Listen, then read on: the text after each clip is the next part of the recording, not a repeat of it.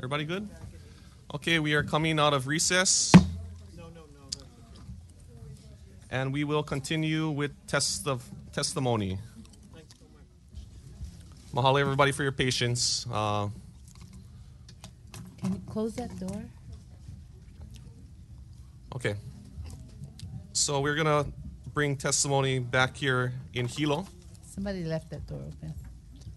And the first two testifiers are Joy Cash and Joy Cash and Moani Kiala Akaka.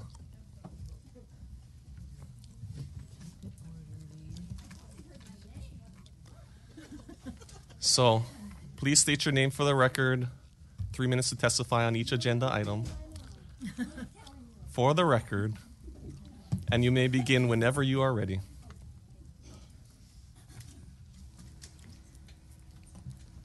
My name is Joy Cash, and I'm a resident of the Big Island, and I live in Hilo. But I belong to a big family here on the island. And I just want to spread the love to each one of you. I've come to really appreciate the work you do. It is not easy to know how to do the right thing for all the people. I know your constituents have your ears, but we're all your people. And I implore you to do the right thing for everyone on the island. And I know it's hard. It's hard to make those decisions sometimes. But we have to do the right thing, because then we live with our decisions the rest of our lives, yeah? So, okay, I'm going to start with this one. I'm going to start with 5815 and 5915. I've been to many the geothermal meetings out in Puna. And as I said before, long ago, months, maybe last year or so, I was one of those people thought, geothermal, clean energy, good. I wanted to believe that PR too. Until I talked to my friend, Nori Roberts, PhD geologist, and she said, whoa, let me freshen my research up, because she's a scientist. She's a pure scientist, so unlike me. But she came back and she said, no. It's dangerous to the residents. It's very invasive to the land. You're going to pollute things beyond anything. And in this case, we're looking at noise pollution. And we've heard so many stories this morning and before about what it's like to live under that kind of pressure. And I understand some of you have been invited to spend the night in Puna. I hope you will. Because then you can come back and without a night's rest and have a personal experience of what our brothers and sisters in Puna are experiencing. So I implore you to, and my understanding from listening to you have 30 seconds. Well-informed people, it's the law. So nobody should be above the law, yeah? So I implore you to support that. The next one, actually I had 6 minutes on that one, you know. I'm just telling you. Okay. Huh? Yeah. Anyway, okay, 9.1.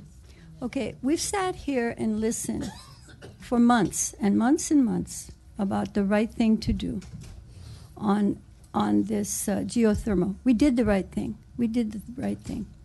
And now we have to listen to Monsanto Syngenta corporate minds telling us what we should do with our county money.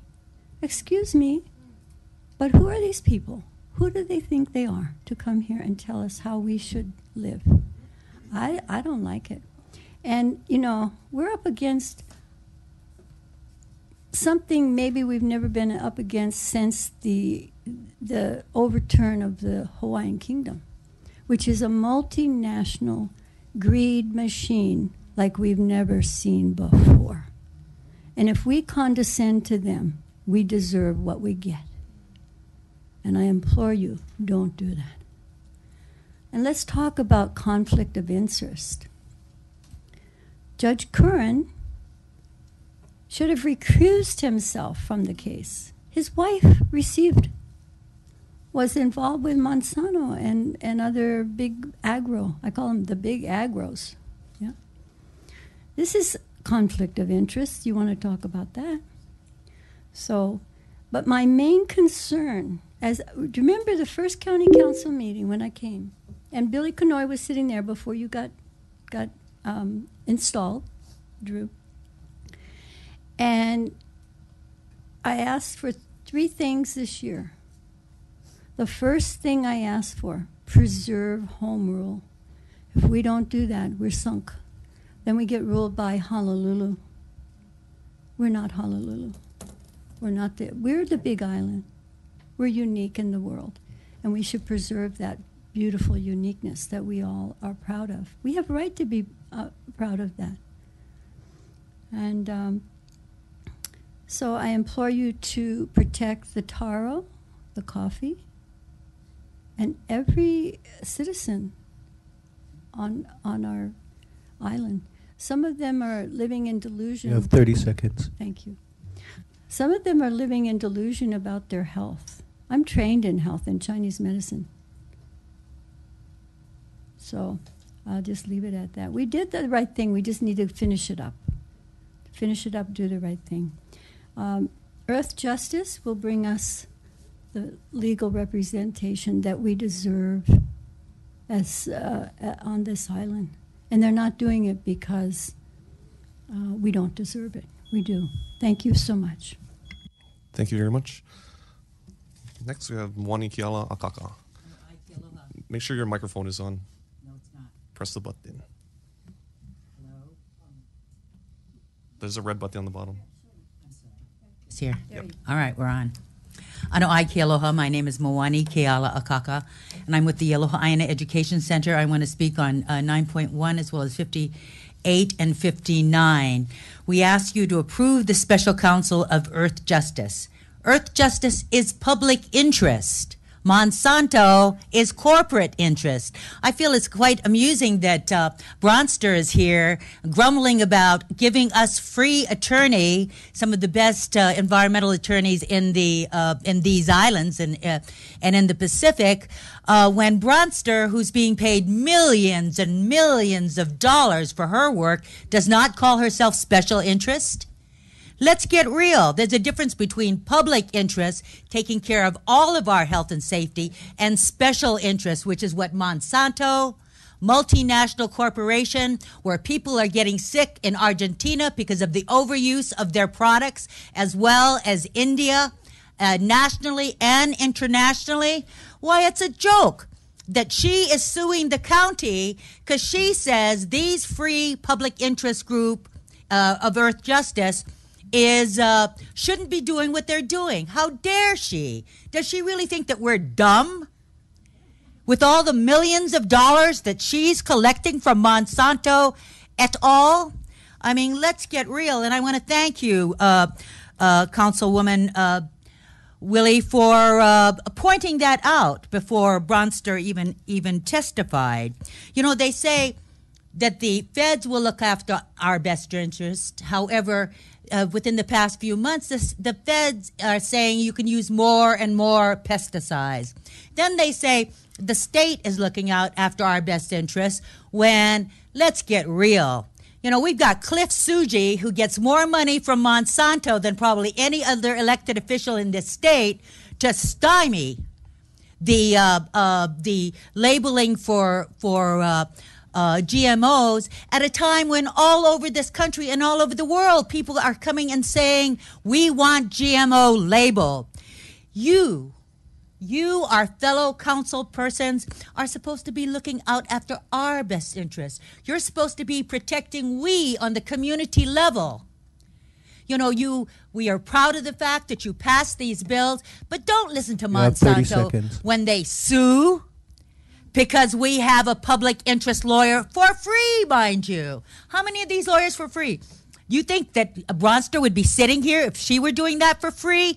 Let's get real. So please, It is your responsibility to protect we, the people, at this grassroots level. It doesn't get any lower than this as far as representing us. So please, in all clear conscience, accept the hotshot attorney that's going to protect our INA and our people. Please do that for the sake of your constituents. We ask you. And another thing, Monsanto had a gathering over at one of the hotels. I know I got 6 minutes, right? You want to move on to the next? Monsanto had a gathering at the big hotels for their staff, and I was told by people that work there, many of their people were asking for non-GMO foods, and these are employees. Next, the geothermal bills, follow the law. You would think that Puna Geothermal would want to be good neighbors and would not want to be bothering people in the middle of the night with their noise from their drilling. One would think. It's not just that, but if they don't do it, sue them. I thank you. And again, please, aloha the Aina, aloha your constituents. Home rule, take care of us, gang. Mahalo. Mahalo for your testimony. Okay, I think we see one in Kohala. I think yes, you are next. You can go right ahead. This is Lisa Andrews in support of multiple resolutions, bills, and 9.1, and she's here representing herself and family. Please state your name again for the record. Aloha, my name is Lisa Andrews. Aloha, Chair Kanuha and County Council members. Mahalo for hearing my testimony. I'll go in order. 4715, I'm in support of the beach cleanup, and monies to go to support, to advertise, and all of that. I'm hoping that they will be sorting their trash that they find and not just putting it in a landfill. 4915, council members must be heard, especially when there are differing ideas. That's sort of a no-brainer. Thank you, Councilman or Councilwoman Willie, for bringing that up. 5015, I'm in support. Important business may have to go past 6 p.m. Certainly, that should be passed. That less people are needed to vote for that to carry over past 6 p.m. Number 5115, 5215, 5315, generous donations by Queen Liliuokalani, and I believe it was a citizen. Thank you for your generous donations. I think that's wonderful. 57, I'm in support of that. 5715, forensics. I think certainly it would be nice to have our own forensics labs up to date and funded, so that we can get results from any crimes committed that could use forensics. 5815, 5915 in Puna. My goodness. Yes, I think it is true that this is not just a noise issue. Sleep deprivation can make someone crazy. Having to close up your house 24 hours a day, not having clean air, the lights, the traffic, oh my goodness, it's abuse. It's abuse. The law needs to be upheld, and there should be no need for the resolution, but thank you, Gregor Iligan, for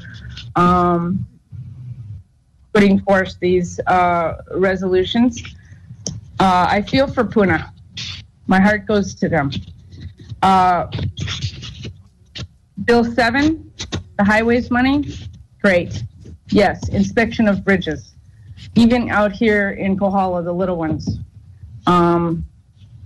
When we have torrential rain in the valleys and in the mountains, it's very dangerous, and we really do need to check, because when they spray poisons, they're eroding the soil. The soil is dying, and it's washing away very easily because there's no growth holding things together.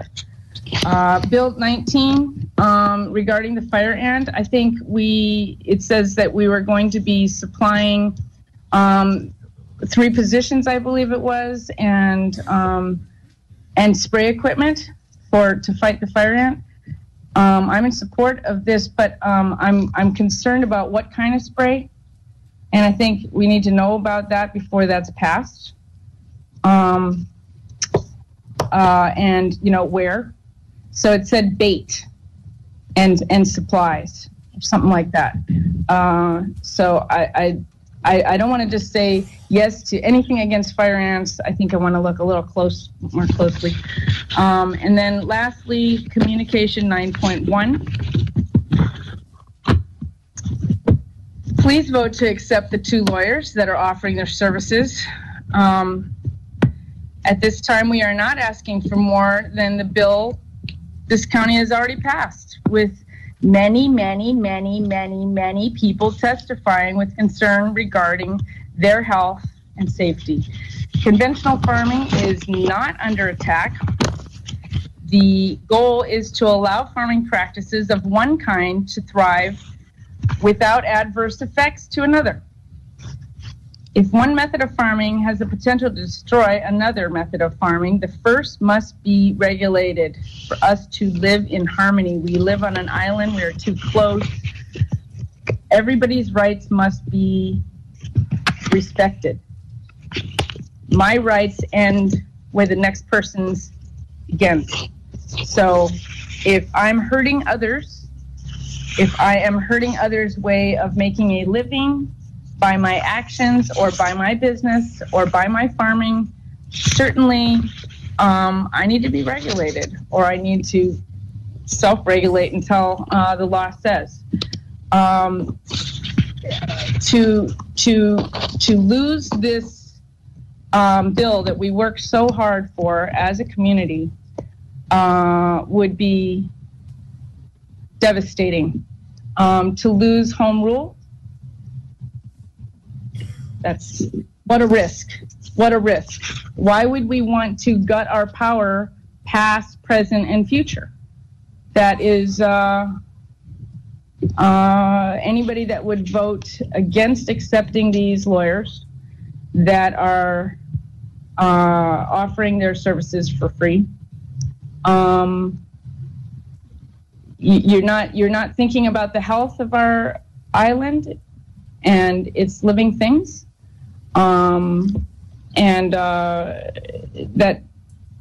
That's just, as a public servant, certainly you are representing us. You must take care of us. That is your job. Please vote to accept these lawyers and their expertise that comes with them. Certainly home rule, without it, you wouldn't have to run. We wouldn't have to have a council. Thank you. Thank you. Okay, coming back to Hilo, other sites, just let me know if there's anybody else that comes up to testify. So here in Hilo, we have Tina Floyd and Blake Watson. And if the next 2 could also get ready, Derek Brewer and Michaela Brewer. So, Ms. Floyd, if you could state your name, you have 3 minutes to testify on each agenda item. Okay. I'm Tina Floyd, and thank you, Chairman and Council, for listening to us today. I live in Hakalau on an organic farm, and I'm here to represent myself and the residents of the farm. I came to this island 8 years ago as a sort of medical refugee to save my health. precisely because of the relatively clean air, land, and water here to create a higher quality of life for myself outside of major urban areas. So that is the place that I'm coming from personally as I speak on Resolution 5859 as well as Communication 91. And I'd like to start with the geothermal resolution. I'm joining Harry Kim and other folks that have spoken before me with a collective head scratch about why we are spending county resources today for you all to hear from us that, yes, we do still, 3 years later, want to have this ban, this law upheld. I don't understand why there is any question as to whether or not this law applies to PGV. In fact, it was written in direct response to the noise that we all experienced 3 years ago when they drilled for 5 months, several months past the 2 months that they had promised. I personally do not live, or I didn't live near the plant at the time. I did live in Puna at that time, and one of the days that I spent there at Aurora's house, it was one of the closest homes there, I had to leave. I freaked out. When people say that noise makes them crazy, it really, really does. I barely stayed out of the hospital from that, just from the noise. So I would just like to encourage you all to please uphold this law. Don't give any special exemptions. There doesn't seem to be any legal reason to do that. And it would be really nice if we don't have to keep coming back to say, yes, we support this law that you all passed and that you heard hours and hours and hours of testimony from us in the past. On to Communication 9-1.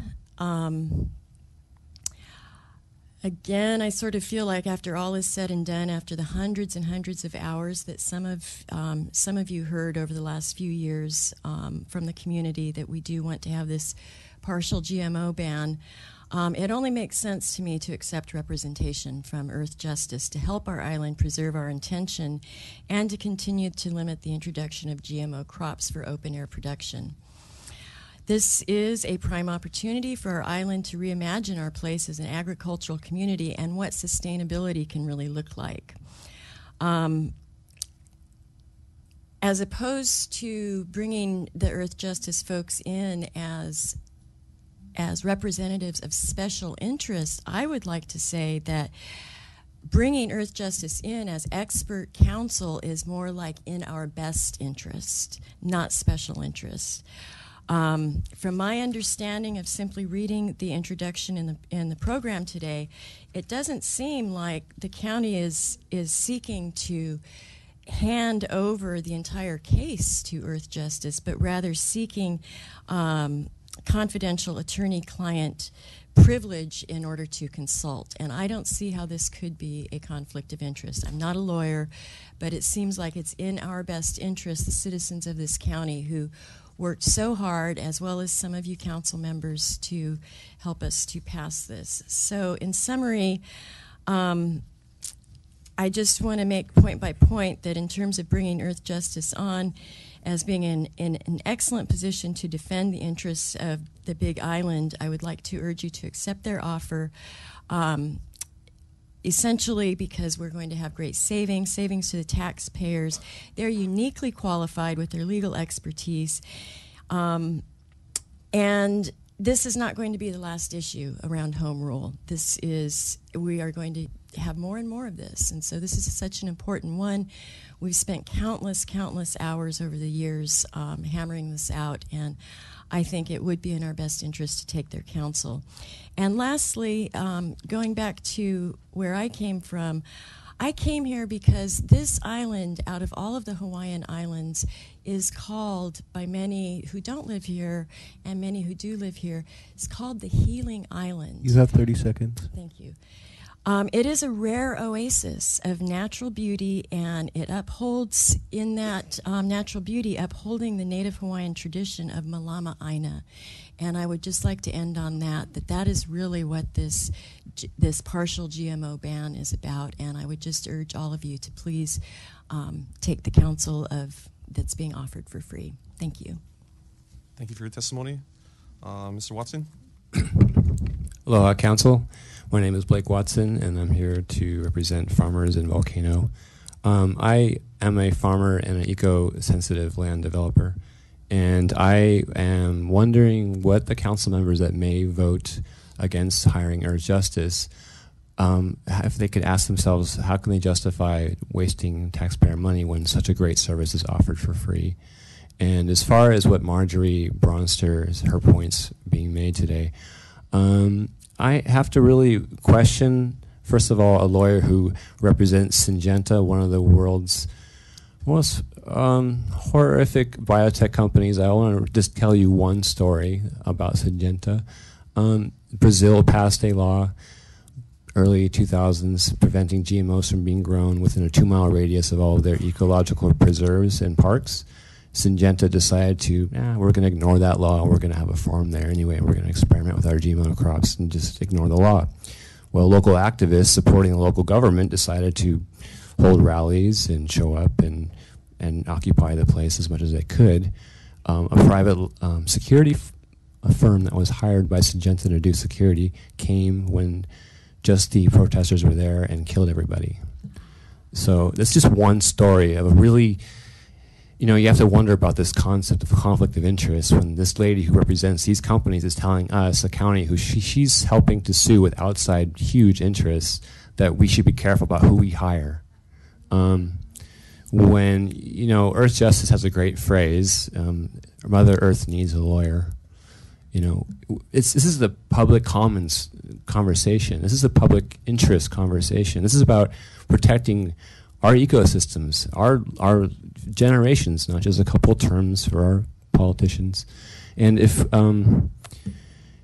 we can't stick up for the laws we already work so hard to pass here at the county level, what is the point of county government? I mean, can we just do our job and do it well and do it affordably with fiduciary responsibility? I mean, it seems like the utmost. I mean, the conversation's beyond GMOs, and it's still on home rule, but it's trying. We're trying to get to that point where we get the local officials to just stick up for what we already decided to do. Now, speaking of home rule, tomorrow there's a hearing on a bill called. You have 30 seconds. Thank you. It's called HB 849. And it's another state preemption law that's designed to take away county authority to pass laws like Bill 113. So if we don't already have this authority, which is what Bronster and people who don't really believe that we do, then why is the state constantly trying to pass these preemption laws? We already have the authority. Otherwise, they wouldn't have to constantly pass these laws. And they keep losing because people of Hawaii, they care. Thank you. Thank you for your testimony. Next, we have Derek Brewer and Michaela Brewer.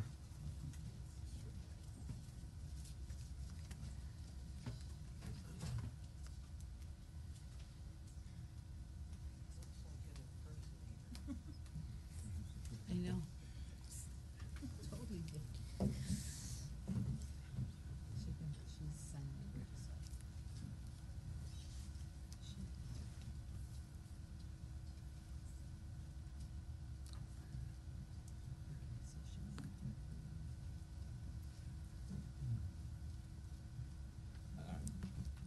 I got to interpret for her for a second, but she's not going to do anything too long here. I'm going to speak on her behalf, but for the record and everything, she wants to know her name is Michaela, that she supports everything that I say, and one love. All right. Give me 1 second here. All right. Stating my name for the record, my name is Derek Brewer. I'm a Hawaiian sovereign citizen. I'm representing Earth Justice. I spoke with Paul Ashitoff this week, the lead attorney for Earth Justice. I believe, other than Margaret Willie, I may be the only other person that spoke with him. He believes that we have this case won hands down, and there's absolutely no reason this should not be taken to a higher level. I've been working on this bill for over a couple years now. For those of you who remember me, I've been here since it was called Bill 79. Michaela and I, and along with a lot of my friends from other islands, other countries, have been helping us to do this. And we are not alone. Our agritourism industry is going to be based on the fact that we have a lot of non-GMO products. A lot of the youth, the backpackers that come here, 18 to 25-year-olds, are all interested in a GMO-free island and an organic system, which is a little more complicated than it used to be now that I've done a lot more research. Danny Palika, please switch your vote Zendo Kern voted in favor of this bill. I spent a lot of time with him. We spent a lot of people with him. It would be nice if you represented us the first time around. The people of Hawaii have already spoken. We've already spent a lot of time on this. We had over 500 people originally show up in Kona the first time around, over 1,000 written in testimonies. That's more than this island has ever had. We have 19,000 people on signatures for a moratorium in Maui. Our people have spoken. We're not going to take this any longer. There's absolutely no reason that you would not hire a pro bono warrior lawyer for us. And if you don't, we'll do it ourselves, and we will sue the county as well. Yesterday, while I was driving to Kahena, down by Leilani, there's herbicide spraying signs with county vehicles hosing down all of Leilani. I've got videotape of it. It's absolutely horrifying, and that's not on any of our bills yet, but we will be getting there. I just want you to know that this hasn't stopped, and this isn't stopping here. So please protect our INA. As far as fracking and the other resolutions go, up on the mountain on Hawaiian Acres in the Puna area, I can hear the drilling through whether it's the pukas and the lava tubes, however we hear it, it echoes up in the mountains sometimes. I'm a combat veteran. It sounds like stuff's getting blown up sometimes, and it scares the bejesus out of me. So just let me get my breath here for a second. When dealing with the lawsuits here, we have more than enough precedents to have this. The VA has claims out the ass 40,000 to 100,000 people with associated herbicides from Vietnam that have been recognized, which includes other classes of chemicals, including things that are going into GMOs in the future. Biothrax is a anthrax vaccine that was given to soldiers involuntarily. There's a 2015 December timeline for a class action lawsuit involving all soldiers that were given a bioanthrax vaccine, which is from one of the chemical companies. I'm not sure which one it is. The British at Basra already won a lawsuit involving, I believe, Syngenta's version of it because they used it off-label for things they were not allowed to use it for. This happens all the time. There's a memo on this in the future, I guess, but a NBC specialist in the Army is called a nuclear biological chemist specialist, and they deal with a lot of nasty things that we're not really familiar with. One of the things that people may not know is that we know about hazmat 30 suits. seconds. We have hazmat suits called MOP Level 5. It's different layers and gears of how level and how dangerous the toxins we're dealing with. In a war zone, there was chemical weapons used without people's knowledge, including chlorine gas bombs. Our gas masks do not protect us from chlorine gas. Dr. Lauren Pang said there's 88 chemicals in the current concoctions that are being created for future GMOs, along with pesticides. We have no idea what these will do to people, what mutations will occur, and what this will do to our INA. We do not have time to wait, and I can tell you that many people have died in this country and others for these things to not happen, and we will not stand for that. Aloha INA, V for Vendetta. We are not sovereign unless we stand together, represent the will of the INA and the people. One love. Thank you. Thank you. Okay, next two we have Brian Belize and Lindsay Taylor. Hopefully I said that correctly. You can correct me when you come up.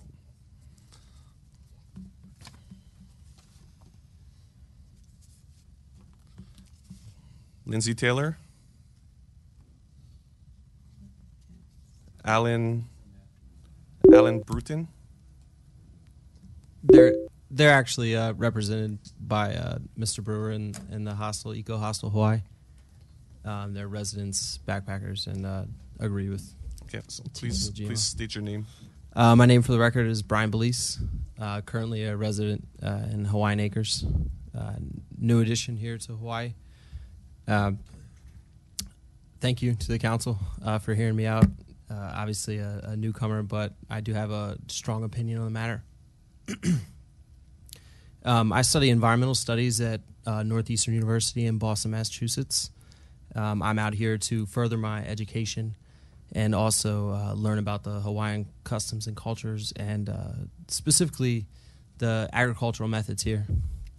One of the things that I've learned foremost, and I'm speaking towards 9-1 right now.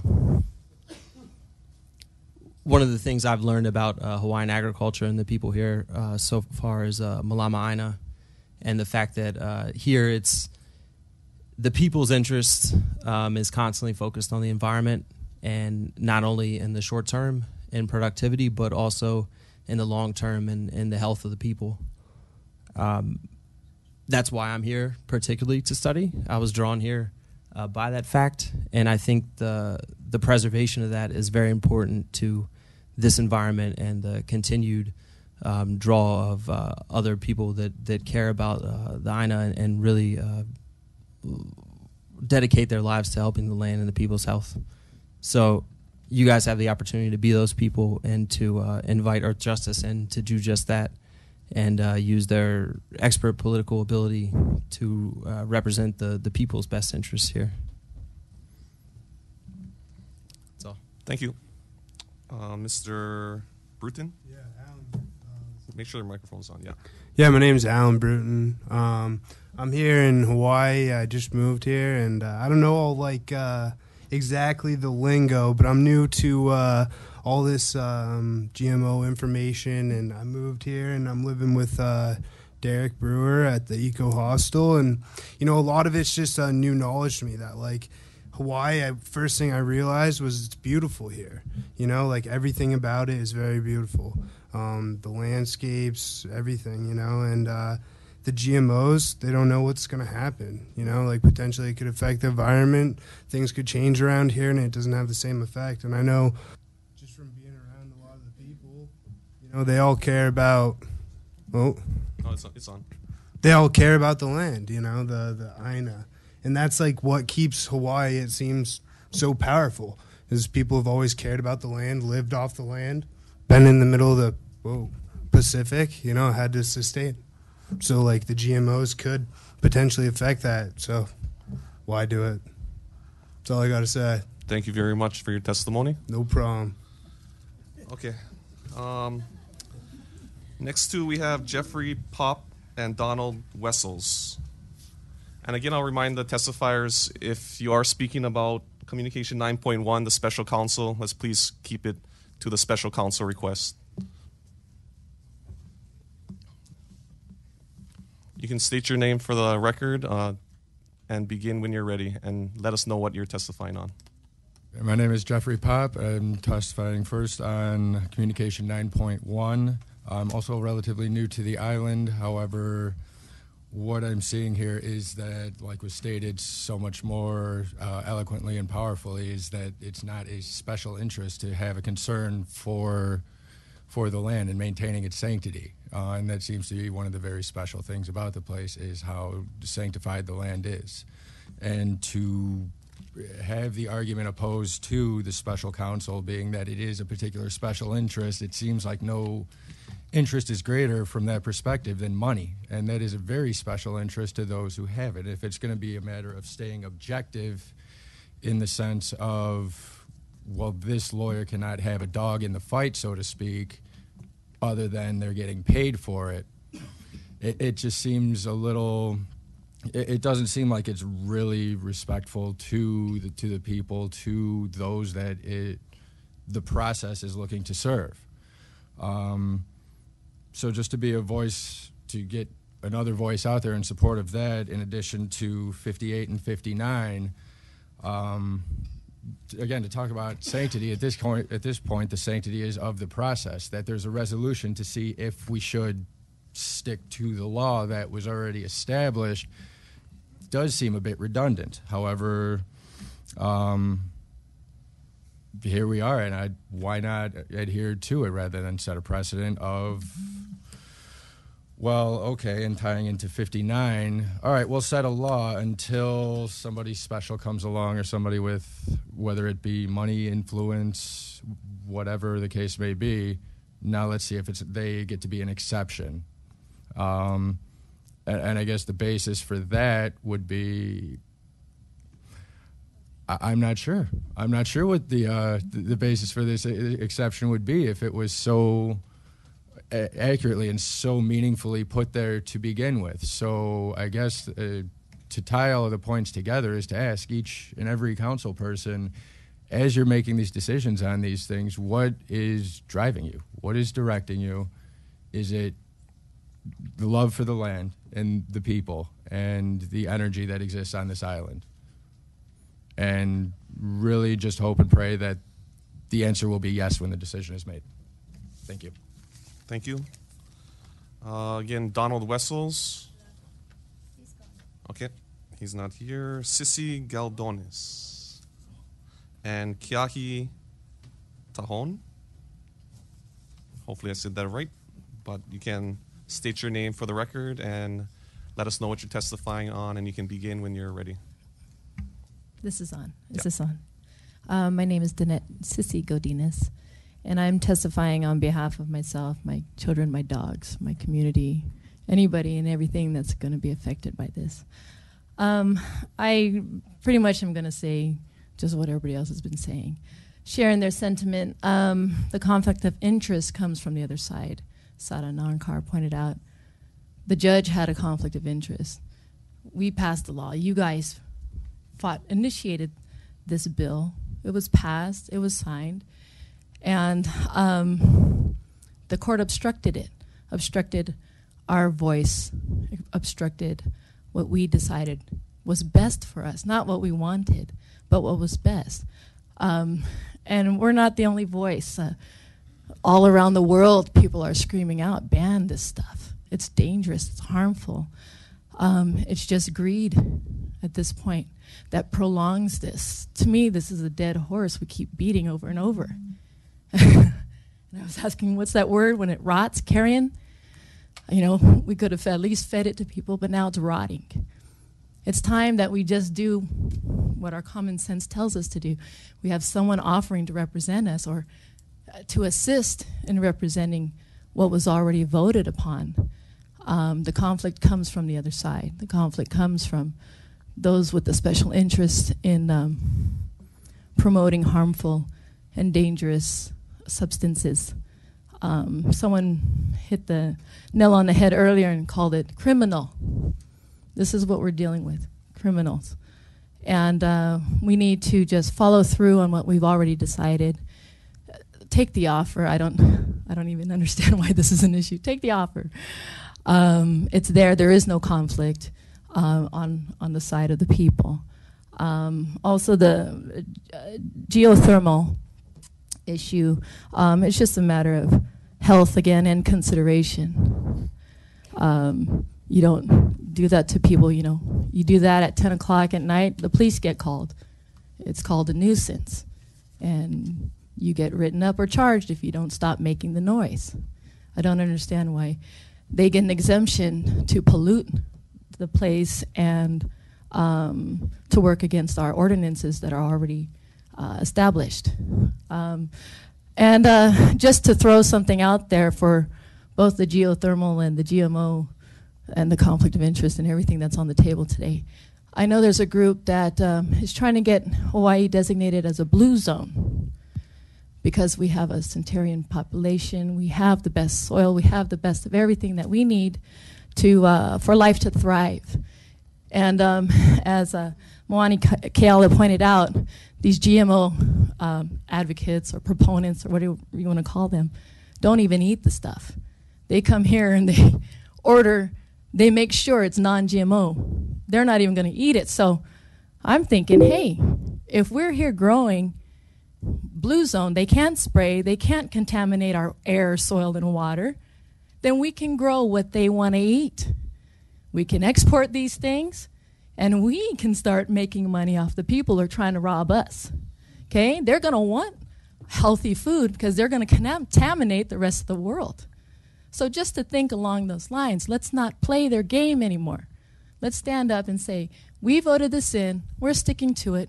These people offer their services, we're taking it, and we're going to establish something here that nobody else in the world is going to be able to do. We are going to be the garden for the rest of the world because they want healthy, natural foods the same way we do.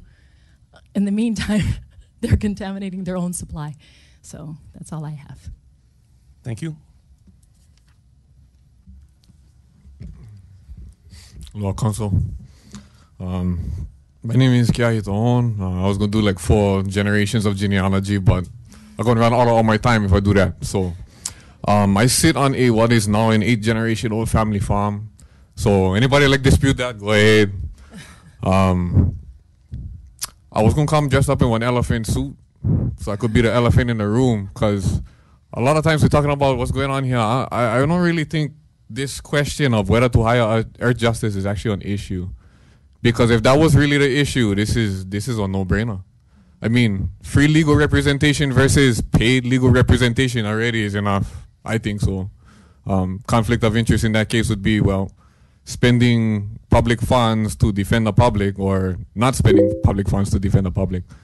To me, I guess the choice is kind of that simple. But to me, the GMO issue really is something bigger. We're not paying attention to the native community.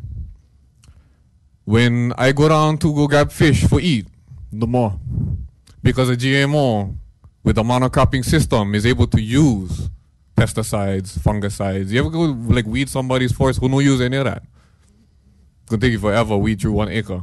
So the simple way to do that is monocrop, create all the same thing, easy for create machine, which creates boron deficiencies that we don't talk about either.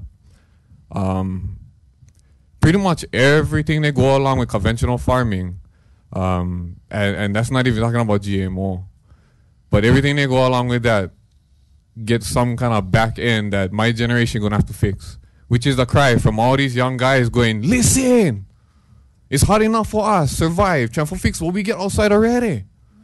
We get on giant plastic floating island above Hawaii, the state. What are we gonna do with that? We get radiation from Fukushima coming. What are we gonna do with that? How come we say only talking and focusing on GMO? Because it's the big multi-billion-dollar industry that connects to all the chemical fertilizers, to all the chemical pesticides, pretty much to the whole chemical corporation. So, I mean, when you guys come here, you guys gotta sit straight inside your chair like that. Otherwise, if you sit crooked, we're gonna know whose wallet fat. So, it's one of those things, yeah, the public watching.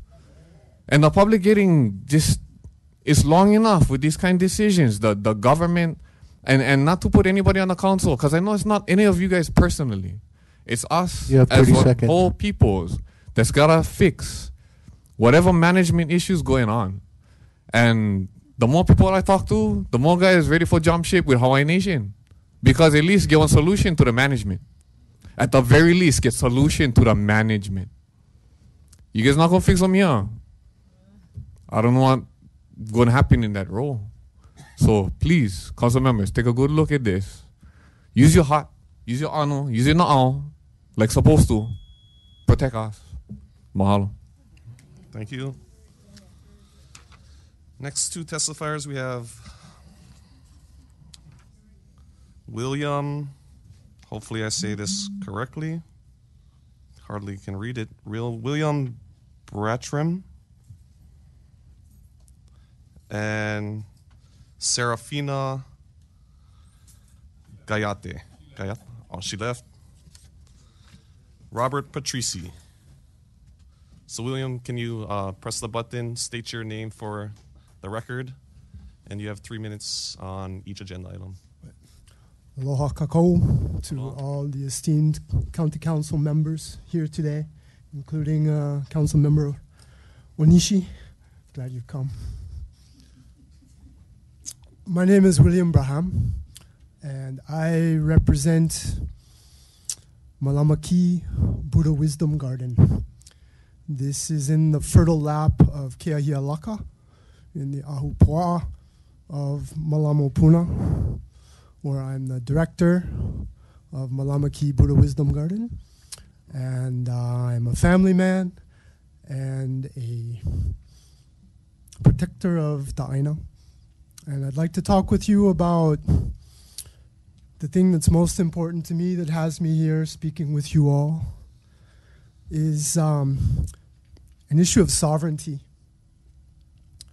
We call it home rule, generally speaking, but really what we're talking about is sovereignty. And what that means to me, I'd like to share with you, is very, very special to me. It's very deep within my life heritage. Whether I'm Kanaka Maoli, Kanaka E, or any of this kind of stuff, it doesn't matter. What my connection is with my life is the ohana of my great-grandparents. I want to share with you a prayer that I make over every meal with my 4-year-old son. It goes like this. We give thanks to the great-grandmother's elements, the great-grandfather's wisdoms, sources of all life and goodness. For this food, may we be blessed. We give thanks. Who are these great-grandmothers is what I'm talking about right now. It's earth, water, fire, wind, and sky. This is the source of us, all of us. This one, yeah. Earth, the fluids, the water, the fire, the heat, the breath, the wind, and all the openings, pores is the sky. And the wisdoms that we have of the 5 great-grandfathers, this is our capacity to know in different ways, connected with these great-grandmothers. Yeah? And I'm here to talk about how sacred this is for us, because if we lose our connection with Malama, as You have 30 Hawaiians, seconds. we lose in our life force, we're losing our breath, and it's nobody but us that we have to blame for this. And so I'm talking about GMO stuff, you know. This is talking about the seed, yeah. We have the purest seed in the world and the purest environment of the world. We're talking about the true nature of all life. We're the custodians of it, so we need to malama it, all right. Then in terms of the geothermal stuff, these two issues are so interrelated to me. It's misusing the fire element, yeah. What are we doing with it? We're polluting, we're poisoning, right? We're taking very, very unfair advantage of these gifts of our great-great-grandparents that have been given back to us to care for, you know. So I implore you all, you know, in terms of sovereignty and home rule, you know, you all are the spear point that is taking our cause to find justice with all of this kind of stuff that we've got before us, you know.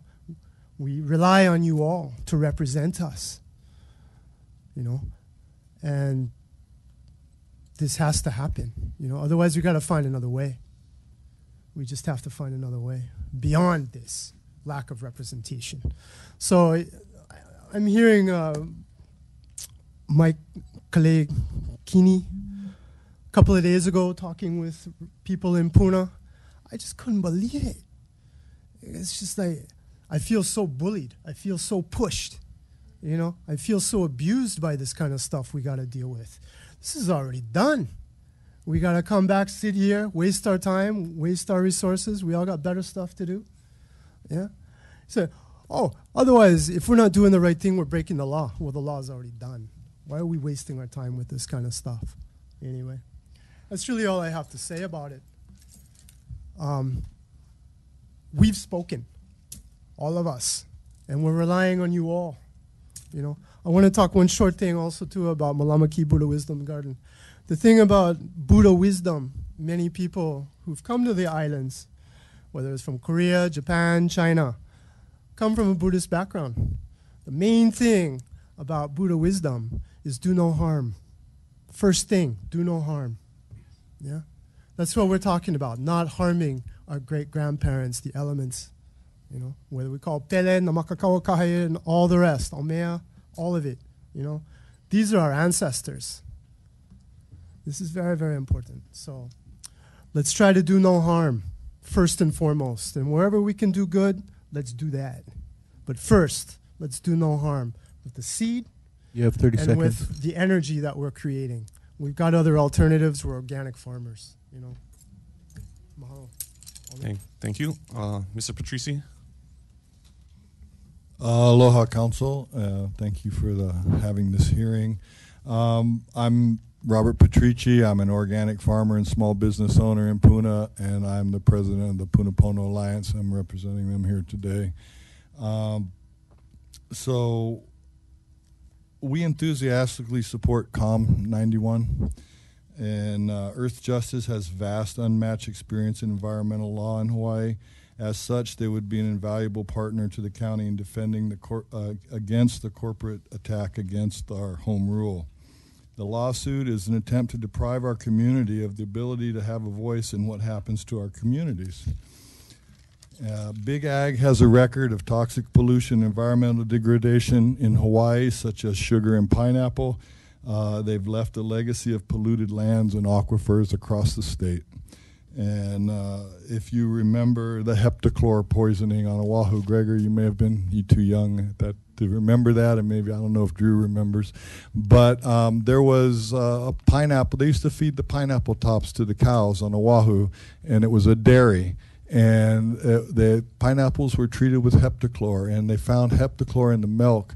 And I don't know how many people, but almost everybody had been exposed to that. They found it in mother's milk. It was a big deal, and we should learn lessons from that and not, we haven't apparently learned these lessons because we wouldn't be here today, I don't think, if we had. We have to find a better way to do that to protect what's left. In Kunia, they have a Superfund site because the aquifer has been destroyed. In Keao, we have arsenic in the soil from sugarcane. Instead of, we haven't even dealt with those issues, and now we're going to move forward with new experimental technology for GMO and pesticides. So I don't think you can do better than Earth Justice in this particular situation, and I hope you'll support the resolution or the COM. Let's see.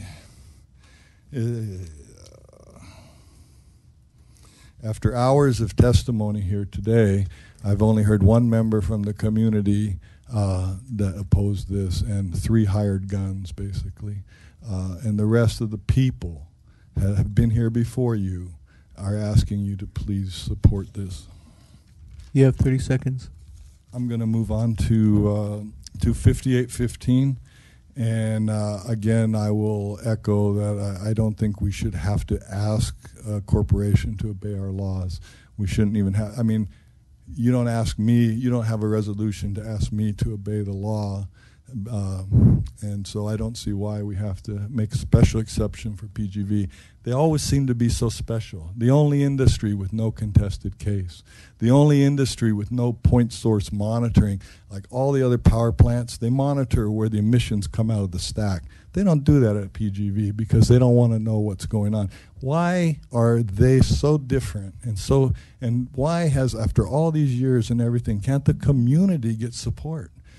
From our government representatives. There's no doubt, there's no more problematic power plant in the history of this state of Hawaii.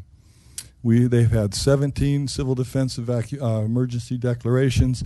In the latest thing we saw August 7th with Tropical Storm Estelle, the problems are still there after 20 years. And these things are reflected in impacts to our families. And isn't it time now that you come over to our side? You are our representatives, not a special interest representative, PGV. They've had 20 years to get it right, and they haven't even come close. I also would like to comment on the resolution that it's not just a noise issue, and the law differentiates between that. So I think you're going to have to broaden it. There are other impacts. If you leave it as just a noise issue, it changes the laws that apply. You have to, dust, light, and the other impacts have to be included. And also, I see in there that you believe there'll be impacts to ratepayers, and I don't see any proof of that. PGV has a contract. They have to meet that contract, and it has nothing to do with drilling at night. And I don't think that will affect the ratepayers. So I hope you guys can correct those. If I'm correct, if I'm right, I hope you can fix that. Let's see. The law is clear that PGV has to get a new permit from DLNR for every well they drill. There's a number of permits, and they have an overriding permit, and then they have to go back for new permits for drilling from DOH, from DLNR. In the DLNR permit, it says specifically that PGV must obey all current county laws, rules, and regulations. This is a current law of the County of Hawaii, and PGV has to, there's no gray area. If you look in the law, there's nothing in there that says, it just says no drilling at night within 1 mile. There's nothing that exempts PGV in there.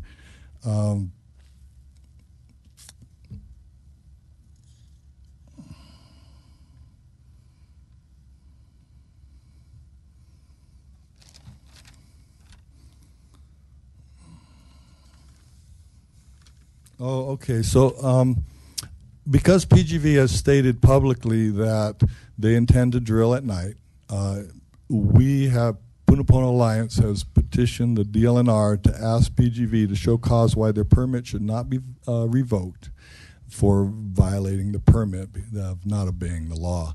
And we haven't heard back. It's been at least 10 or 12 days. So we also sent a letter to Mayor Billy Kanoy asking him to please support our position with DLNR on that issue. because the permit says, they have to obey the laws, and if they're not going to do that, the permit should be revoked, in our opinion.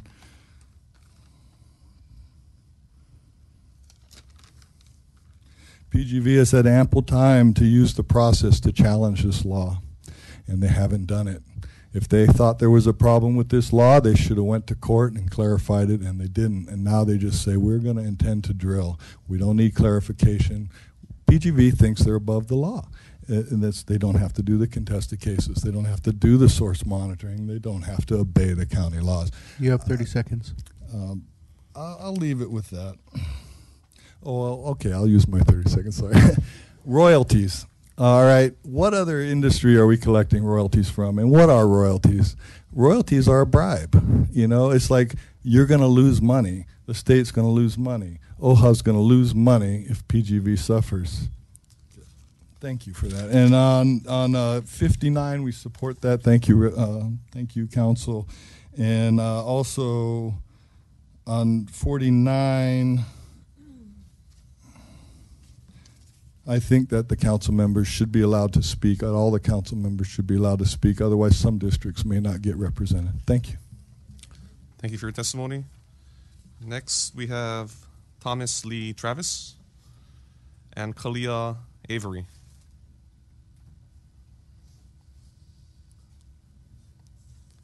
Thomas Lee Travis. Okay, thank you. He was speaking in support of Communication 9.1, Resolution 58-15, and Resolution 59-15. Kalia, you can go right ahead. So just press the button, state your name, and you have 3 minutes to testify on each agenda item. Thank you. Is it on? Yeah, bring it close so it's easier. Aloha. My name is Kalia Avery. Aloha, friends and council members. I'm speaking on Resolution 58 and 59. I live in Leilani and have lived in Hawaii for 35 years. As a community, we took part in the early years of geothermal, reminding the government that ORMAT, PGV, and all other geothermal plants need to be watched and regulated. We also reminded the government that there was a need to protect our last lowland rainforests and in Puna and other endangered species in the area. We helped to set up monitoring systems to check emissions and for all blowouts and emissions and the poisons associated with these events. And last but certainly not least, to protect the First Amendment rights of the people of Hawaii that know Pele as their goddess and have the intelligence to protect the land that they live on. I was living in Leilani when the blowout happened, and my neighbors were poisoned and terrified. And where I live at the top of Leilani, 3 miles away, it sounded like a jet plane was landing on my house. I can always hear geothermal when they are drilling and when they have their emission releases. And for some reason, our ohias are dying in Leilani. Please listen to former Mayor Harry Kim and the community. Please read the law. Drilling is not allowed 24 hours a day, and the geothermal plant should not be allowed to think they are above the law just to save money. One of the workers at PGV recently told me that they are a stepping stone to better alternative energy. We do not have time for stepping stones. This is not clean energy, nor do they care about the community they live in. This is not aloha. And on COM 9.1, the time has come to make a stand and protect the Aina and our food production so that the future of our children looks healthy and viable. Earth justice may be the only hope to protect us from these huge biotech companies from taking over the farming on our Aina. Hawaii should be the pristine place that others can look up to. These companies have endless monies, and we would be insane not to accept the help from Earth Justice. They know who they are dealing with. Please remember our state motto, Uamau Kahe Ika Aina Ika Pono o Hawaii. The life of the land is perpetuated in righteousness.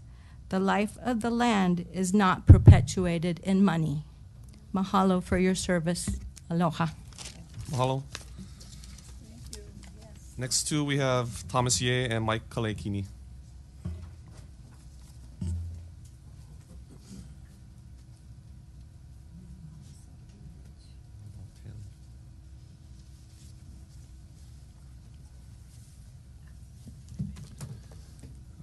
Please state your name. You have 3 minutes to testify on each agenda item. Thank you.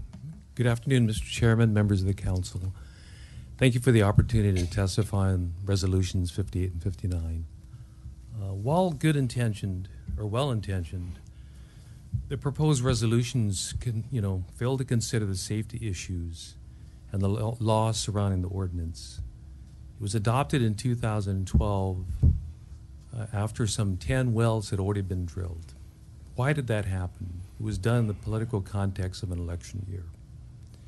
As addressed in our letter of 2 days ago, we pointed out that the ordinance is legally flawed, overbroad, and preempted by state law, both as to noise regulations as well as the authority to issue drilling permits in and of themselves.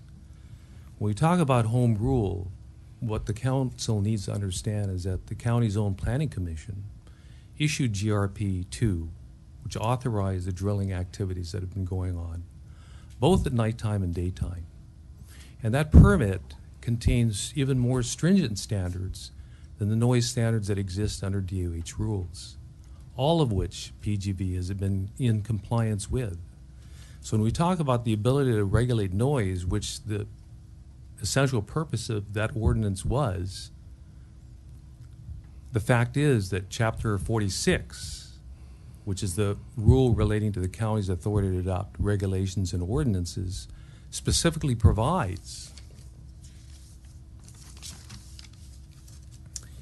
and this is 46-17 subparagraph 2, an ordinance shall not be effective to the extent that it is inconsistent with any noise rule adopted by the Department of Health, which, as we know, the Department of Health has already adopted rules on.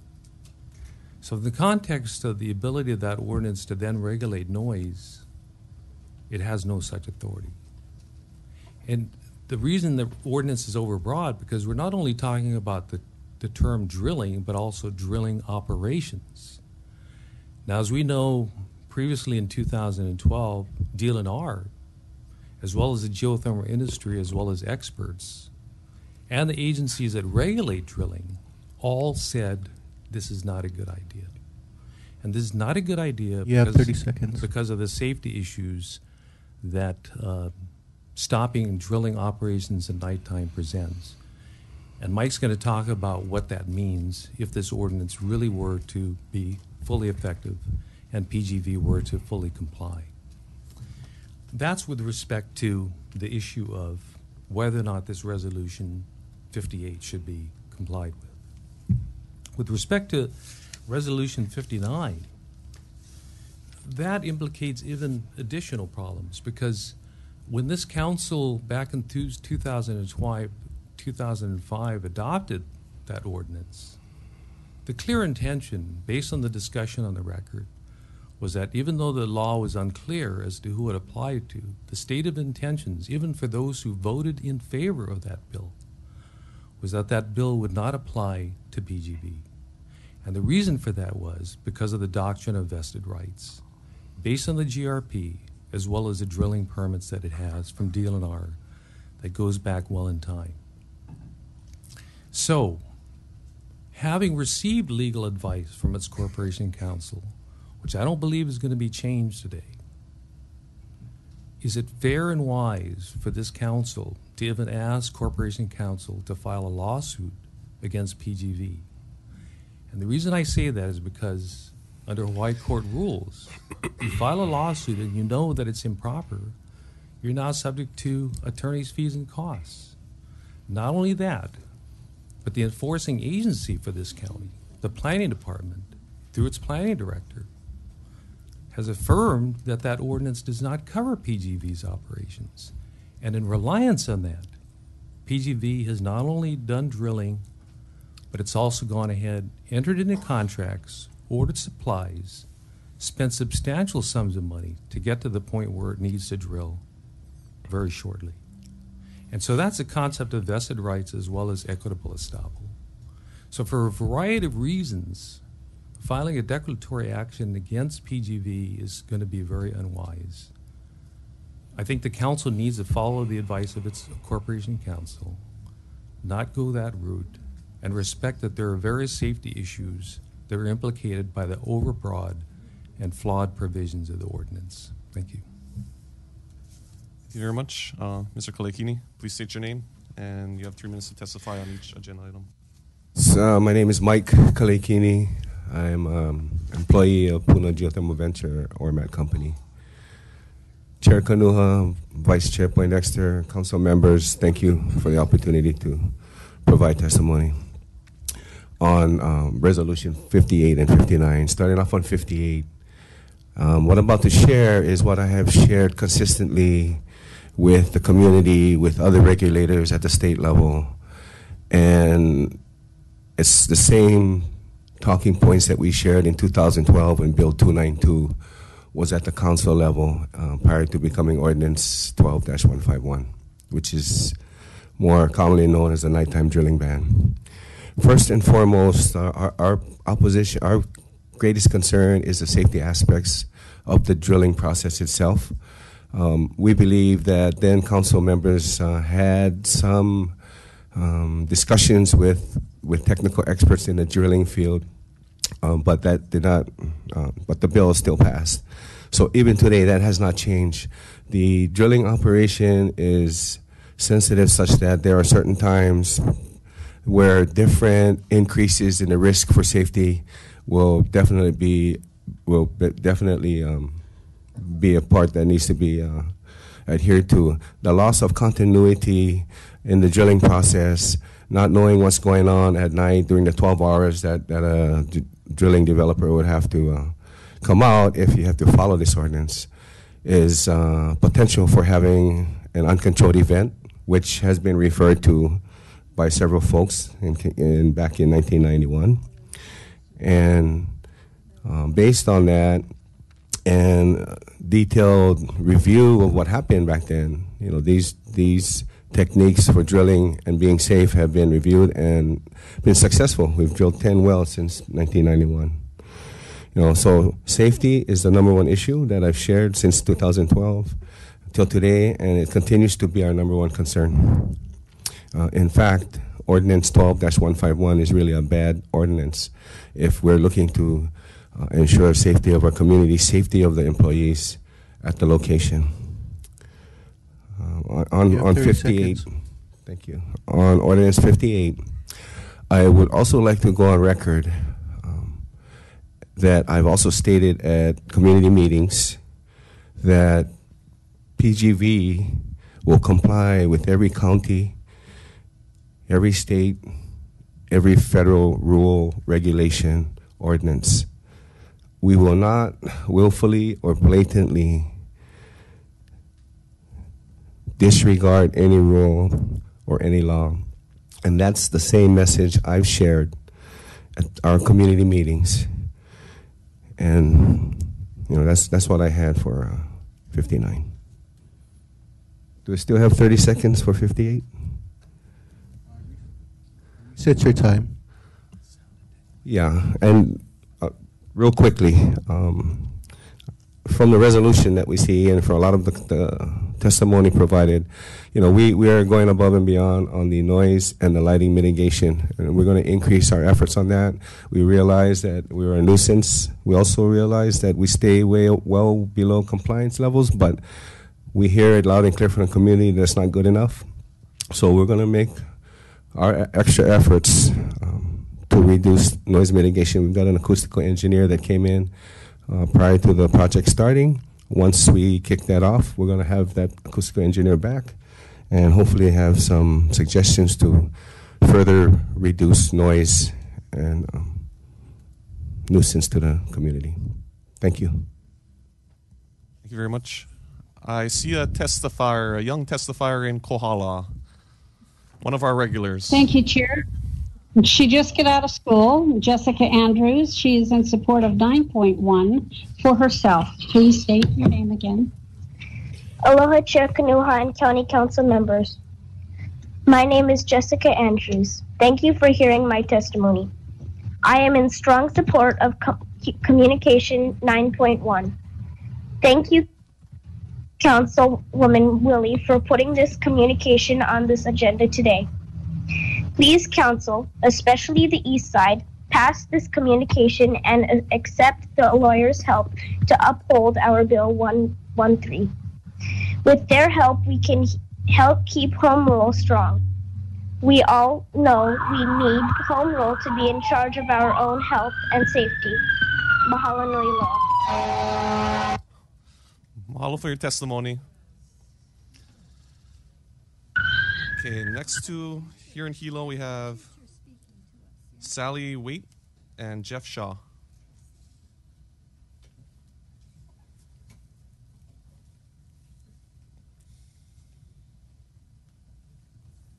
My neighbor. Oh. Please state your name again for the record. Let him speak first. Oh, you sure? Go right ahead. Yeah, because I want you to. And I'm a great-grandmother, so when we talk about great-grandparents, you know. Yeah, but I have a grandfather. Miss Waite? Oh. I guess I'm speaking first. Okay. Jeff, you can state your name for the record. Press the button. You have 3 minutes to testify on each agenda item. Okay, my name is Jeff Shaw, and I guess I'll first start off with 9-1 first. I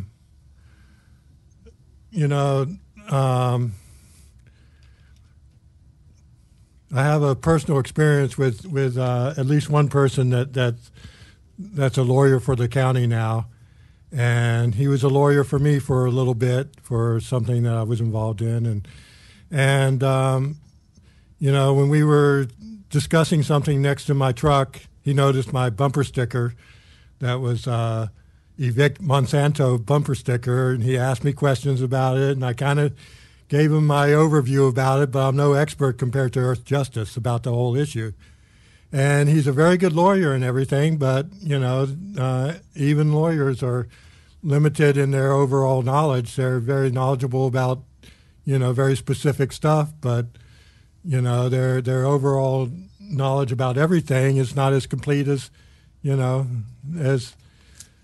as you would like in certain instances. And so I think that having the assistance of Earth Justice will definitely be a benefit to them.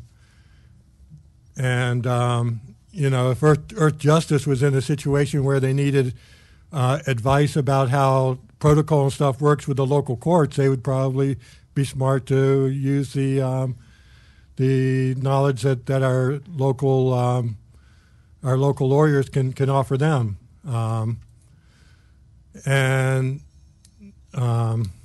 Also, I kind of communicated with my council member that I was kind of disappointed that he didn't support the motion to appeal this, and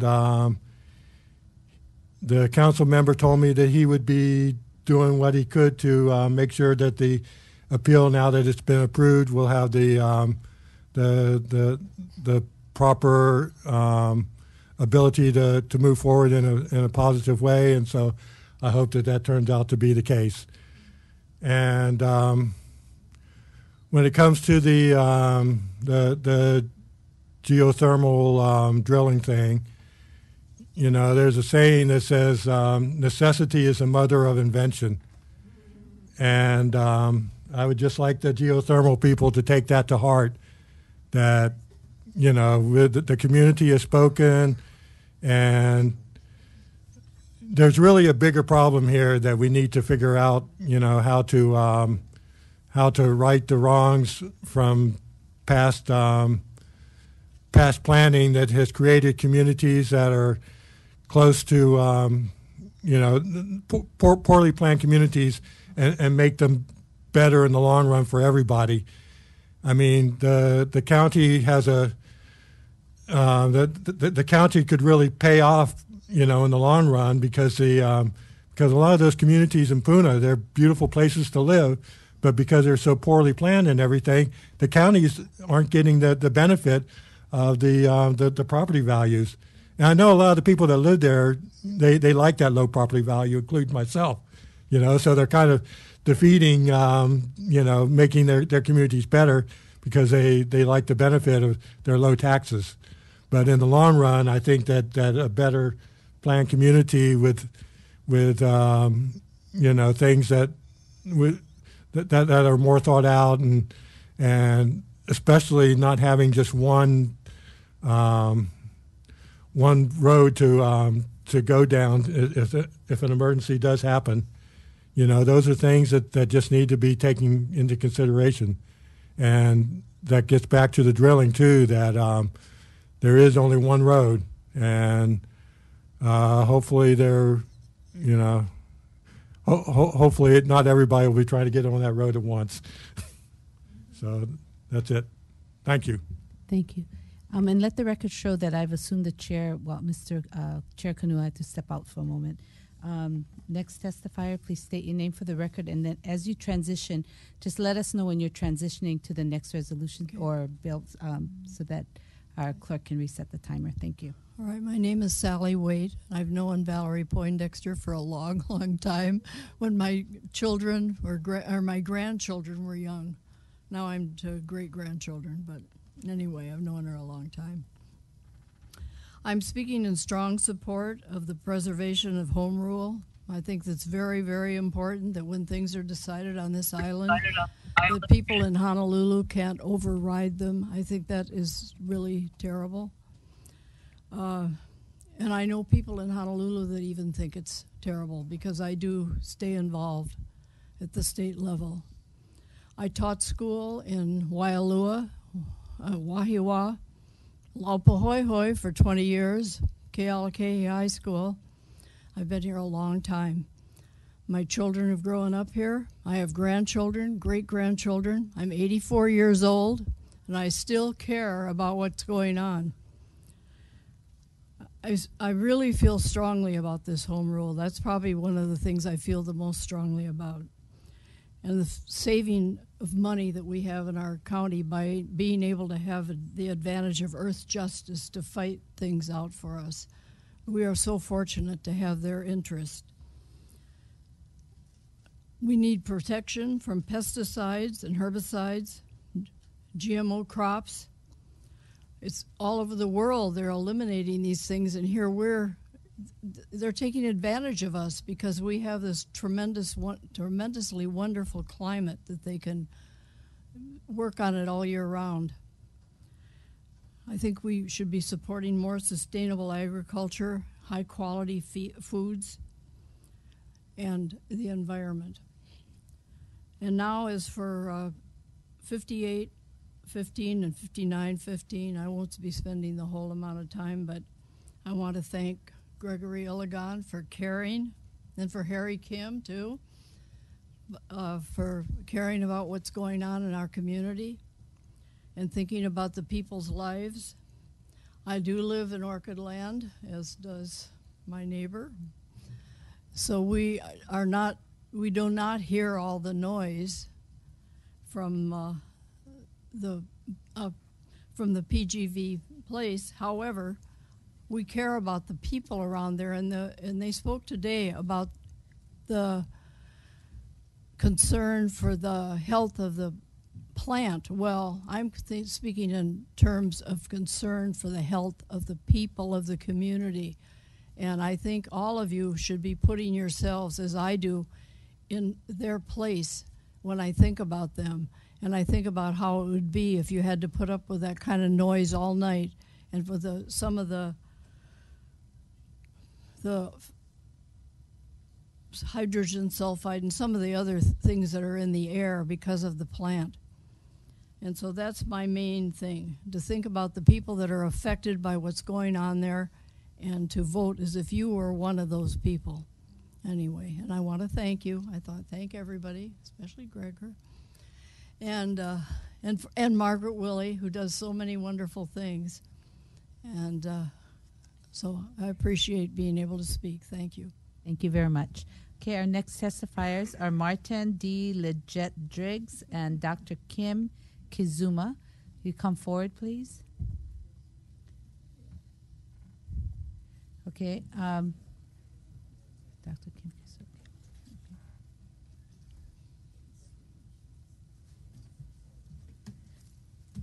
Mr. Driggs, if you could state your name for the record and then proceed. My name is Martin Lidgate Driggs, and I currently live in Hilo. And I'm here to testify as an individual in support of Communication 9.1 to accept the donation of legal services from Earth Justice and the Center for Food Safety.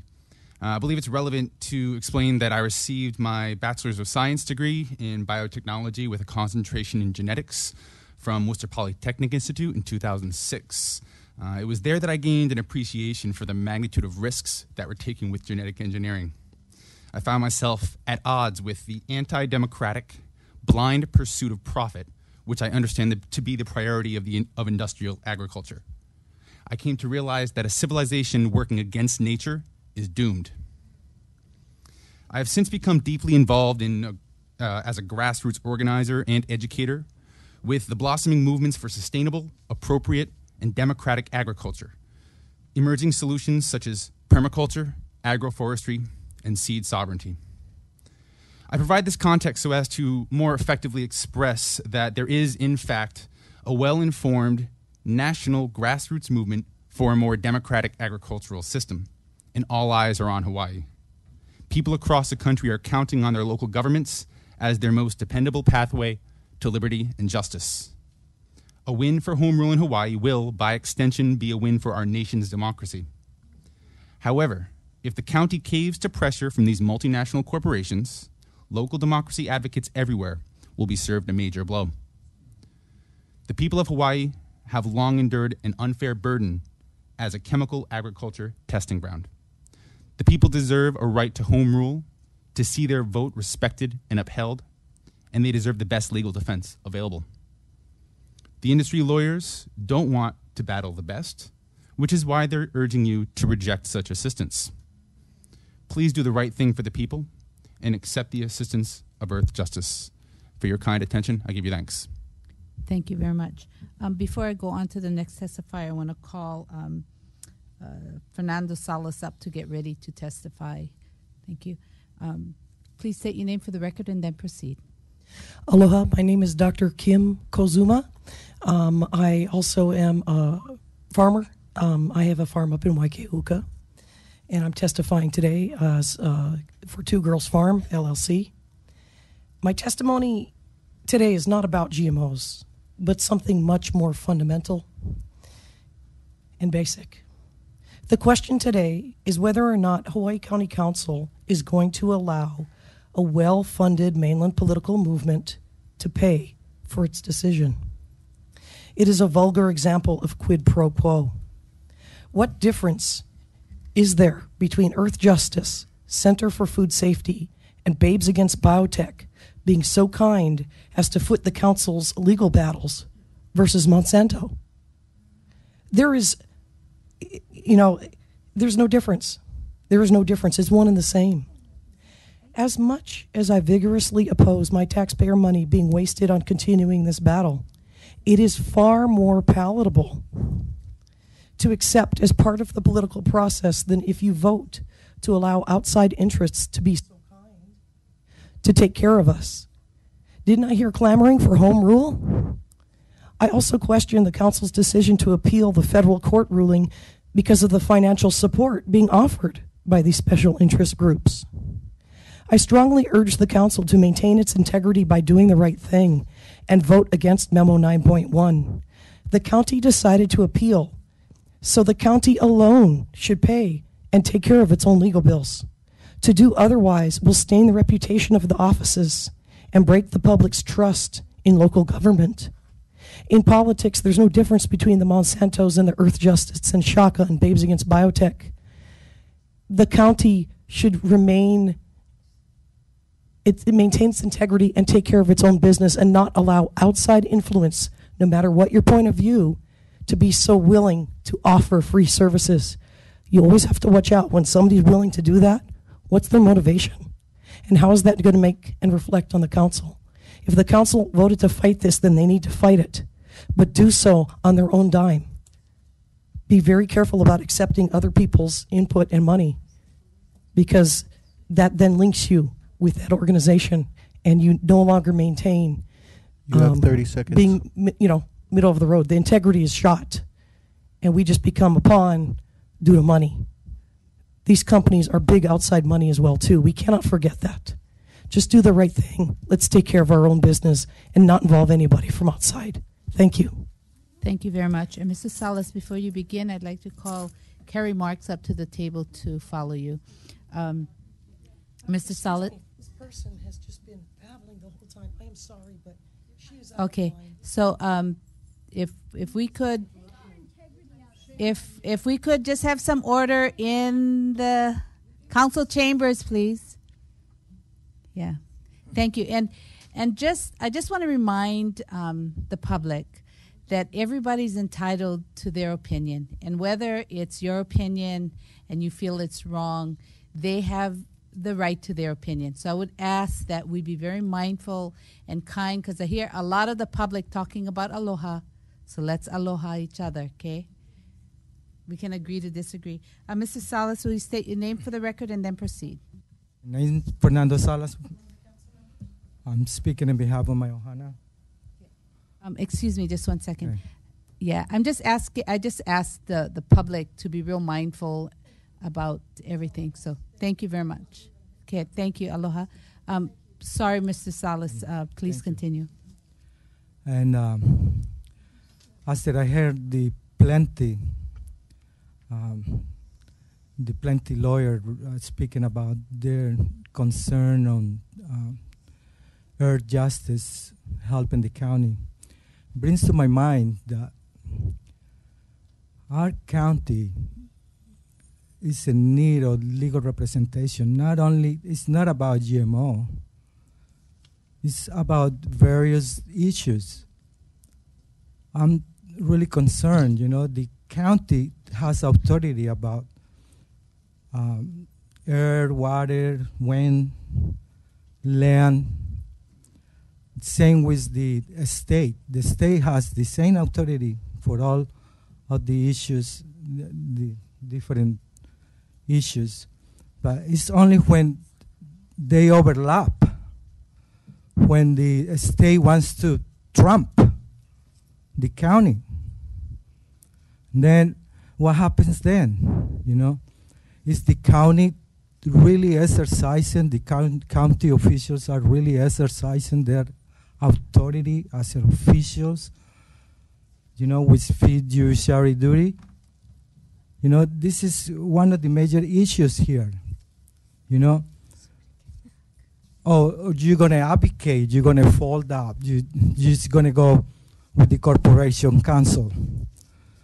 Here we have a situation. Corporation council is supposed to protect the county officials, the county people representing the county. And the county is supposed to, vice versa, probably protect the corporation council. What's going to happen here in this issue with the GMO? We have the plenty come in here and make threats and even disclose information, like we have a secrecy. I mean, we know about the history of their secrecy. They have taken over in secrecy. They have taken over a lot of the land in Kauai, a lot of the land. We didn't know anything about their activity with pesticides and poisonous use in agriculture. You have 30 seconds. So I strongly suggest that we need to have air justice support in the county. It's not just about GMO, it's about all these other issues, like per se, like the geothermal people. I mean, we need to somehow find a solution. And how we're going to find a solution, whether we have to come back to court and solve these issues and be in a good faith. And with that, I'm going to leave it. I'm really concerned. I encourage you guys to support, to speak up, to represent the county. Thank you. Thank you. Okay, Council Chair Drew Kanuha is back, so I'm going to give him back the chair. So right now it's Carrie Marks, but if you can call her to be ready, Thank you, Ms. Poindexter. Ms. Marks, go right ahead when you're ready. Thank you, sir. Good afternoon, everybody. My name is Carrie Marks. I live in Kalmana City in Hilo. I'm speaking on several of the agenda items today. The first one is Resolution 5815, which is the one that requests that Puna Geothermal comply with the law that we all passed last time. I think it's super nice to ask them. I'll bet you $1 he says no. So maybe next time you could demand instead of request. I seem to remember y'all spending about 20 minutes discussing whether you even had to do something on the agenda that said it was requested. So he says no. All right. 5915 is the one that says we should enforce the law. I just wanted to point out to you all, because most of you have all heard this before, but a couple of you are new, and some of you were hearing it all the time anyway. But it's not just a noise issue. The vibration is actually the creepier part of the whole situation down there. The fact that your windows rattle and you can feel it inside you. I was one of the people that went down and hung out at Aurora's house for a long time, and I got good news for you all. You don't even have to ask Aurora if you want to go down there, because you own that house now. You can go there anytime you want and just hang out. And I highly recommend you do. And bring a padlock, because the place is really looking bad. Most of the trim is gone and it's really getting run down. So you guys bought that house out of the relocation funds, and now it's gone to seed, basically. So please support the ban and the law that we all passed through hours and hours and days and months and months and months of testimony. During an election year. It was during an election year. Didn't help the guy, though, that put the thing on the agenda. He actually lost. So I'm not sure what that argument was all about. Anyway, moving on to the last thing. Well, no, the last thing on your agenda, but the next thing I want to talk about is Communication 9.1, which is the other thing on the agenda that says, please uphold the law that we spent hours and hours and days and months passing. I'm not going to go into a whole lot of detail about that, other than Nancy's keeping a list back there of who supports and opposes, and I support. So there's the end of that. On Resolution 4815. This is actually the one I want to talk about last. Resolution 4915 is the one that says you're going to amend the rule of procedure by making it so that nobody can cut off debate before everybody has spoken. I think it's really sad that you have to pass a rule against that. I think that it's really sad that one counselor last term was allowed to run ramshod over the whole council, and then he didn't even bother to run again. So I'm not sure we need this rule. I think everything is just cool now, and everybody should just be nice to each other and low each other, and we're all good. It's Robert's Rules of Order, so it's really, really a bad idea to cut each other off. I have an entire series, it's a playlist on YouTube called Speech Police. And if you are wondering what I'm talking about, you can go look at it. There's about a dozen videos there of you all behaving badly. Stop it. Okay. Resolution. Wait, is that the only one? Because I have one more. Oh, yeah, this one. 5015 is the one that says we have to check with each other if we're going to stay past 6 p.m. Are you kidding me? Is that really a rule? And where did that rule come from? Because last term, I think we did that a few times, but the term before that, the council before that, never checked with each other if they had to continue a meeting and just keep going through the agenda. Why you all think you need to check in with each other to see if your blood sugar's low is beyond me. Just excuse yourself and go get a candy bar. Okay? The council before, 2 councils ago, we stayed all night long. We stayed till 6 o'clock, we stayed 11 o'clock. We even had special council meetings in Pahoa to talk about this geothermal stuff. We had special council meetings in Papaico to talk about Papaico stuff. Those meetings went all evening, and nobody complained and nobody left early. So I would suggest that you all buck up and do the job that you were elected to do, whether anybody ran against you or not. Okay, last thing on the agenda is The rule that removes the option of submitting video testimony. I strongly oppose this rule. I would suggest that you just go ahead and withdraw this, because this is a really bad idea to cut off the people's mode of talking to you. Now, I understand that probably nobody has actually turned in video testimony. I know I haven't, and I'm sort of known for video stuff, so it's hard. It's hard for people. But I think that your timing is really, really bad, because y'all have just started live streaming your own meetings. You actually have a video thing going on out there right now and a place on the website to post it. So why would you get rid of video testimony? I don't know. Seems ludicrous. So I asked about it. And the answer I was given had something to do with the staff complaining, because you see, every time somebody submits a testimony, there's a piece of paper that's generated. A piece of paper is generated because somebody submitted digital evidence to you. Oh my God. Please don't make me explain to you how stupid that is, that you are killing trees to disseminate digital information to each other. If anybody wants any help figuring out how to do this stuff or post it in a public way, please ask me. I'm glad y'all are doing the live stream. It's awesome. I sat at home all day yesterday and watched you guys. It was so cool.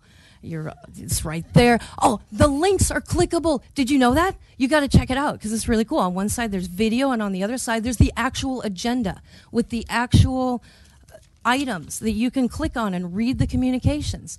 If you have any idea how hard your Laserfish system is to use, it is in your best interest to withdraw this communication and get rid of this silly idea of not being forward thinking, and get with the program and figure out how to do this stuff digitally in a paperless way.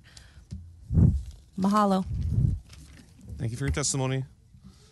Next two, we have Donald Wessels and Shandell Asuncion. We have 4 more. And then we'll take a recess. Made it just in time. Please state your name for the record, and you may begin when you're ready.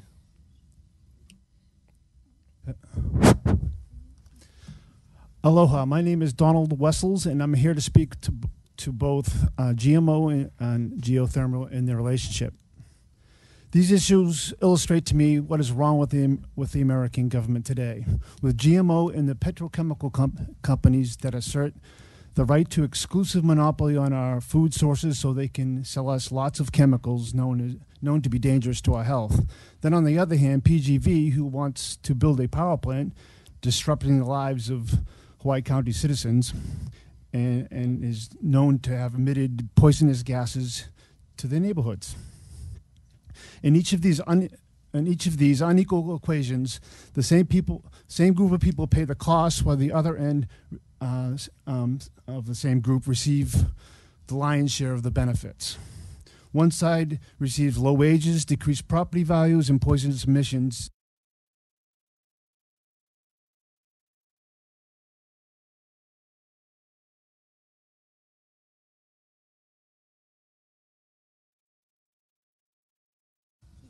Will dictate to nations, to citizens, what they can do, where countries will be required by this NAFTA treaty to go and sue their own citizens if the big companies' profits may possibly be hindered in the future. And I think, you know, we can set a home rule precedent here. I came from Oahu. I'm a 49-year resident, much older than that, of Hawaii. And I came to this island in '87 from an overpopulated Oahu. I have grandchildren who have Ali'i blood in them. I'm like from here, and my scientific experience with papayas was that papayas were the best thing in the world. They have this magical enzymes that just do things you don't even know. They just make you healthy. They're really good. So I got a gift of a bunch of GMO papayas, and they looked pretty much the same. They taste pretty much the same, but they didn't do anything. And it seems like the GMO foods may not be digestible. They may be causing. Where is my councilman, Gregor Iligan? Voted for you twice. Hello. But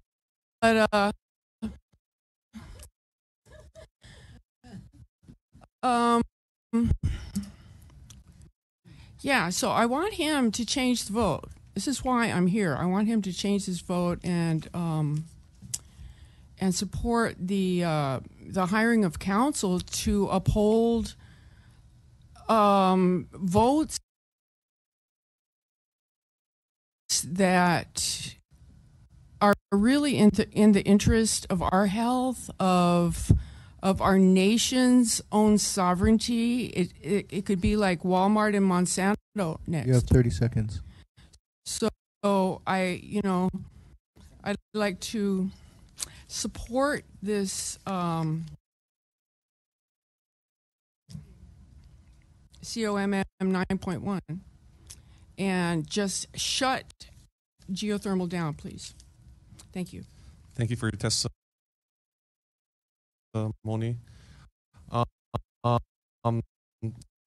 Is being that was the last one that I have here, I'm going to ask the audience if there's anybody else wishing to testify, and the rest of the sites. Okay, hearing or seeing none, I will close. No. Sorry, Mr. Onishi? No, as soon as you close it, I can make a comment. Sure. I will close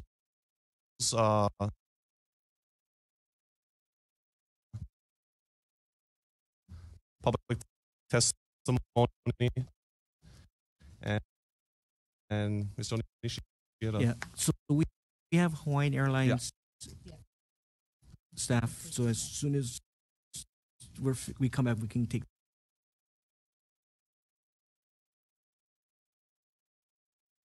10-minute recess, and we'll come back in 10 minutes. Okay, we're in recess.